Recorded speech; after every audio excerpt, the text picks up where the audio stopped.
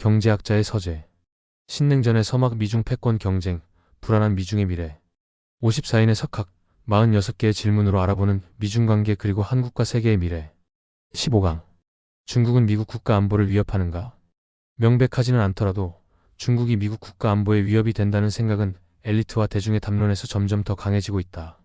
마이크 폼페이오는 국무장관으로 재임하던 시절 중국 공산당을 우리 시대의 중심 위협이라고 낙인 찍었으며, 그의 후임자인 앤토니 블링컨은 중국이 세계의 다른 어떤 국가보다도 미국에게 중대한 위협이 됨은 의심의 여지가 없다라고 단언했다. 미국의 대중 역시 이런 주장에 동의하는 것으로 보인다. 퓨 리서치 센터의 2020년 여론조사에 의하면 66%의 미국인들이 중국에 비우호적이며 62%가 중국의 세력과 영향력을 중요한 위협으로 여기고 있다. 핵심 쟁점은 중국이 미국의 국가 안보를 어느 정도로 위협하는가와 정확히 중국이 어떻게 미국의 국가 안보에 도전하는 것인지, 그리고 이 문제들에 대한 대답이 시간이 지남에 따라 달라질 수 있는가이다. 어찌 보면 이것은 근본적으로 중국 전략의 추진 동인에 대한 논쟁이기도 하다. 오늘날 중국이 미국의 국가 안보를 위협하는 직접적 간접적 방식 중에서 먼저 두 가지를 살펴보자. 첫째, 도전 혹은 위협에 대한 집중된 논쟁은 중국이 미국을 위협하는 정도를 곡해하고 있을 수 있다. 종합적으로 검토해보면 위협론은 미국 국가 안보의 관점에서 중국에 유해한 영향력을 제시한다. 그러나 그런 관점은 상황을 더 악화시킬 수 있다. 중국은 많은 영토 분쟁들을 평화롭게 해결해왔다. 중국은 인접 지역을 넘어서는 곳에서는 미국의 영향력에 맞서기 위해 주로 경제적 정치적 수단에만 의존했다. 중국은 매우 다양한 국제기구의 능동적인 회원국이다. 우월한 미국의 재래식 군사력에 직면한 상황에서도 중국은 최소한 핵무기 선제 사용 포기 원칙을 바꾸지 않고 있다. 둘째, 필자의 경우 과거 중국의 전략 경향과 추이에 대한 연구도 수행했지만 여기서는 오늘날의 도전에 중점을 둔다. 이러한 중국의 도전들은 앞으로 5년에서 10년까지 그 범위가 확장되고 강도도 증대할 것으로 보인다. 그러나 많은 도전들은 중국과 미국, 각 국가의 전략 및 국내적 요소 등의 지속과 변화에 달려있다. 예를 들어 미국이 자국의 국가 안보를 어떻게 인식하고 있는가는 중국의 위협 정도를 결정하는 중요한 요인이다. 그런데 이 문제에 대한 명확한 정의가 없다. 안보 개념은 군사적 공격이나 정치적 종속으로부터 국가를 보호하는 방어적 개념부터 미국의 영향력을 줄이려는 시도를 막는 광범위한 문제까지 때에 따라 다양하게 정의되어 왔다. 2017년 미국 국가안보전략백서는 안보의 4가지 중요한 목표를 다음과 같이 제시하고 있다. 본토 보호, 미국 국민 보호, 미국적 삶의 방식 보호, 미국의 지속적인 번영, 강력한 힘에 의한 평화 유지, 미국의 영향력 증대가 그것이다. FBI에 따르면 중대한 위협은 테러리즘, 첩보활동, 핵 확산, 경제 스파이, 국가정보 인프라 공격, 미국 정부 공격, 인식 조작, 해외 정보활동 등에서 비롯된다. 오바마 행정부는 종종 국가 안보 개념에 지구적 공공재, 사이버 안보, 기후변화, 에너지 문제 등을 포함했다. 20년 전 애슐리 텔리스와 마이클 스웨인의 랜드 연구소 보고서에 따르면 중국은 동아시아 전역에서 미국의 자유로운 군사적 행동에 대한 직접적인 도전으로 인식된다. 또한 동아시아 및 그 외 지역에서 미국의 경제적 접근에 대한 도전이고, 미국이 누려온 대다수 아시아 국가와의 각별한 관계에 대한 도전이며, 아시아에서 평화롭고 안정적인 발전을 보장하는 방법으로 공식적 비공식적 동맹국가 관계를 맺고 있는 미국에 대한 도전인 것이다. 이러한 도전들은 지금도 여전히 진행 중이다. 그러나 맥락적으로 오랜 도전과 최근의 도전을 구분하기 위해 필자는 직접성의 정도를 기준으로 중국의 위협을 다음과 같이 유형화한다. 미 본토에 대한 중국의 직접적인 위협. 중국은 미국의 테러 공격 위협을 하거나 미국의 국경 통제력에 대해 위협을 가하지 않는다. 미국의 영토를 침공, 점령할 수 있는 군사적 역량 혹은 그럴 야망을 가지고 있지도 않다. 그러나 중국은 미국의 영토를 표적으로 삼고 미국의 국내 제도를 흔들어 놓으며 미국 정부와 시민과 기업의 자유를 위축시키는 방법을 선택할 수는 있다. 지난 20년 동안 강대국으로서의 중국의 위상과 뛰어난 군사개혁 프로그램을 생각해보면 보통의 많은 관측자들은 재래식 무기를 써서 중국이 미국을 위험에 빠뜨릴 수 있는 능력이 거의 없다는 사실에 놀랄 것이다. 중국의 폭격기와 전투기들은 미국에 도달할 수 없다. 중국은 자국의 수상함대와 잠수함들이 미국 해안에 근접해 작전을 이어나갈 만한 지원 인프라를 가지고 있지 않다. 이것은 또한 중국이 재래식 군사 플랫폼으로 감시와 정찰을 수행할 수 없다는 것을 의미한다. 그러므로 중국은 첩보원, 인공위성, 정보 시스템의 취약 부분을 공략하는 정보 갈취 및 보안 공격 등에 주로 의존하고 있다. 중국은 세계에서 가장 뛰어난 탄도미사일과 크루즈 미사일 프로그램을 가지고 있다. 그러나 중국의 재래식 미사일의 최대 사거리는 고작 4,500km 호주에 간신히 닿을 수 있는 정도에 불과하다. 이런 이유로 일부 전문가들은 중국은 미국의 국가 안보에 의미 있는 위협을 가할 수 없다고 주장한다. 그러나 중국은 비재래식 수단을 통해 미국을 위협할 수 있다. 중국은 최소 200기의 핵탄두를 비축하고 있는 것으로 추정된다. 미 국무부는 2020년 의회에 제출한 중국 군사 안보 현황 보고서에서 중국의 육상 배치 대륙간 탄도미사일에 장착된 핵탄두의 수가 2025년까지 거의 200기 정도 늘어날 것으로 예상했다. 기술적으로 이러한 미사일을 개조하면 재래식 탄두를 탑재할 수 있다. 그러나 그 정도의 물리적 타격으로는 작전 및 정치적 효과가 그다지 크지 않기 때문에 그런 공격은 전략적으로 거의 의미가 없다. 게다가 그런 개조는 중국의 핵 억지력을 감소시킨다. 대신 중국은 극초음속 활공 비행체 개발에 열심이며 일단 이를 개발하고 운용하게 된다면 중국 지도부는 마침내 미국 본토를 유효 타격할 재래식 무기 체계를 손에 넣을 수 있게 된다. 또한 중국은 탁월한 사이버 공격전 및 대우주전 수행 능력을 갖추고 있다. 이런 역량은 군사 적상업적 민간 사회적 활동을 위협할 수 있으며 미국의 병참기지와 관련된 민간인 시설 및 지휘와 통제 기능을 공격할 수 있다. 중국은 정보 전쟁을 위해 다른 네트워크의 침투해 정보를 빼내오는 강력한 컴퓨터 네트워크 보안 공격 기술 역시 가지고 있다. 우주전에서 중국은 미국의 위성들을 교란시키고 불능으로 만들고 파괴할 수 있는데 그렇게 되면 미사일 조기 경보 시스템 및 기상예보부터 위성 위치 확인 시스템까지 모든 것이 타격을 입을 것이다. 이는 미국 본토 공격에 대한 미국의 방어 능력을 직접적으로 위협할 수 있으며 여기에는 미국의 동맹국까지 포함될 것이다. 미국 국방정보국은 중국은 자체적으로 우주 기반의 정보전, 감시와 정찰을 포함하는 강력하고 유능한 우주활동 시스템을 개발하고 있다. 더구나 그들은 우주 기반 발사체, 위성항법 시스템군 등을 포함해 기존 시스템도 더욱 향상시키고 있다. 이러한 역량은 중국에게 세계 곳곳에 있는 중국의 군대를 지휘하고 통제할 수 있는 능력과 더욱 정밀한 상황 파악을 통해 미국 및 동맹군의 군대를 감시하고 추적하며 공격할 수 있는 능력을 제공한다라고 밝혔다. 심지어 중국은 민간 시스템에 타격을 줄 수 있는 더욱 많은 방법을 가지고 있다.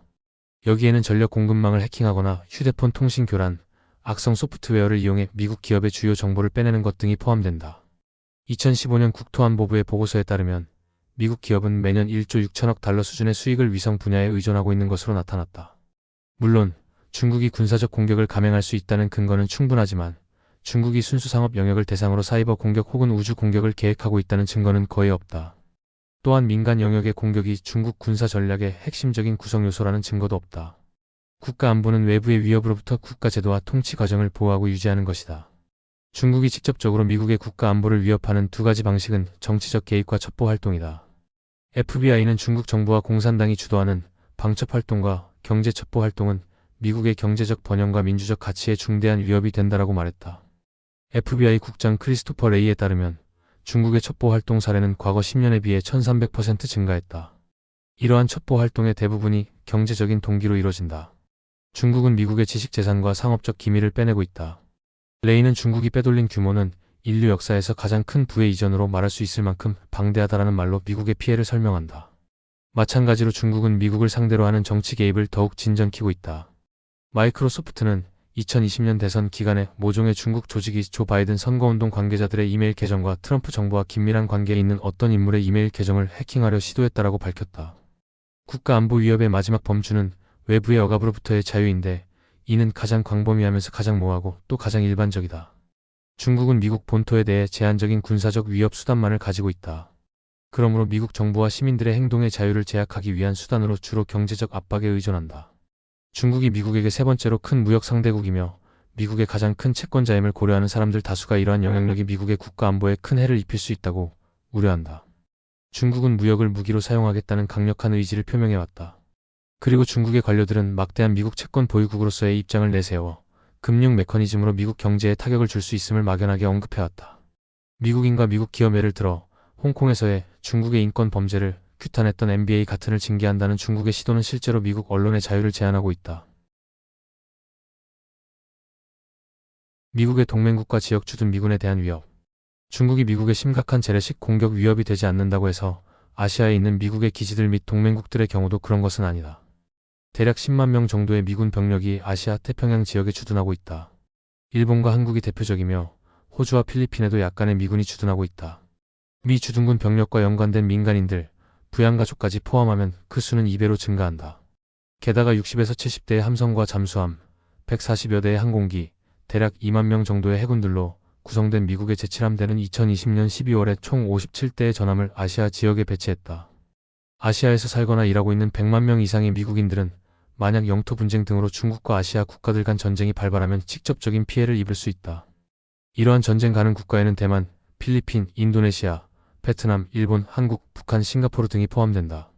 이 글에서 중국이 아시아의 미군 기지, 자산, 인력 등을 위협할 수 있는 다양한 방식을 자세히 살펴보지 않더라도 아시아에서 미국 군대와 싸울 수 있을 정도로 중국의 군사적 현대화가 이루어졌다는 점을 언급하는 것만으로 충분할 것이다. 중국은 미군 기지를 몰아내고 미군 항공기를 격추시키고 미국 함선을 침몰시킬 수 있다.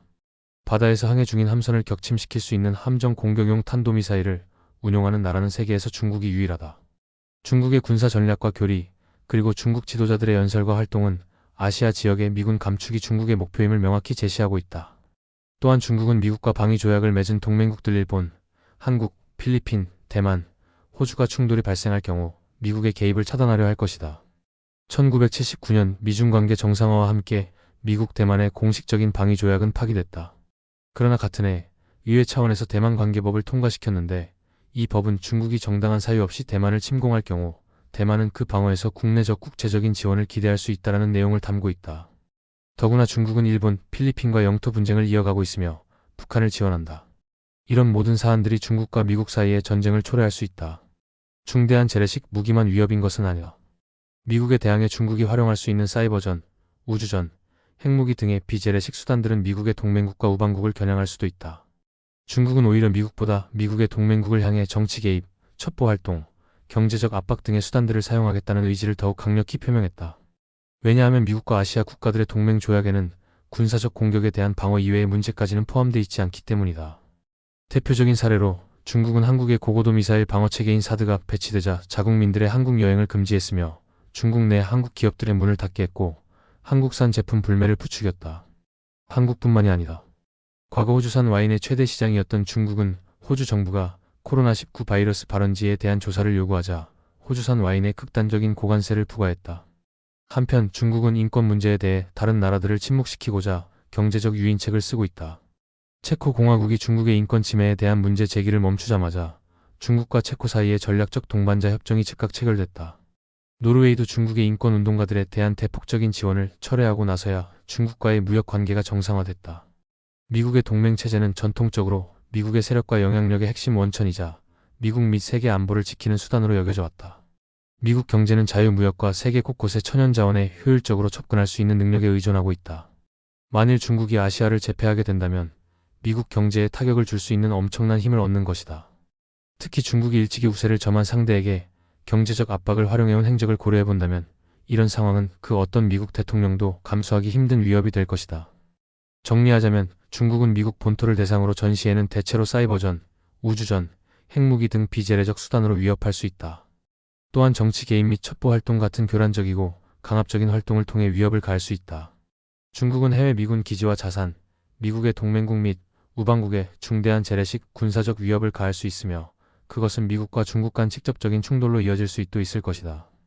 이상으로 15강. 중국은 미국 국가 안보를 위협하는가? 이었습니다.